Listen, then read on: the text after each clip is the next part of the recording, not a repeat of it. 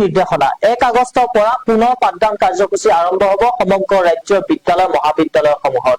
আৰু তাৰ পাঠখনতেই এতিয়া শিক্ষা বিভাগে জাৰি কৰিছে কেতবোৰ নীতি নিৰ্দেশনা। আমি সবিশেষ লৈ আহিবৰ কাৰণে চেষ্টা কৰিছো। ৰাজ্যৰ শিক্ষা বিভাগৰ নতুন নিৰ্দেশনা অহা 1 আগষ্টৰ পৰা আৰম্ভ হ'ব পাঠদান প্ৰক্ৰিয়া।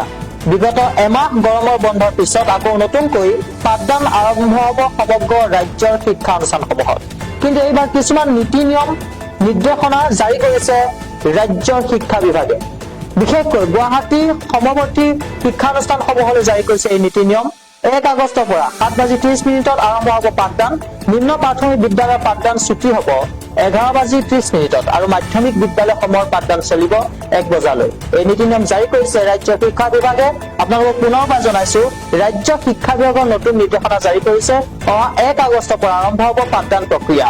বিগত 1 মাহ গৰমৰ বন্ধৰ পিছত আকৌ নতুনকৈ পাঠদান আৰম্ভ হ'ব ৰাজ্যৰ শিক্ষানুষ্ঠানসমূহত। কিন্তু এইবাৰ কিছু নীতি নিয়ম নিৰ্দেশনাসমূহ প্ৰেৰণ কৰিছে ৰাজ্য চৰকাৰে।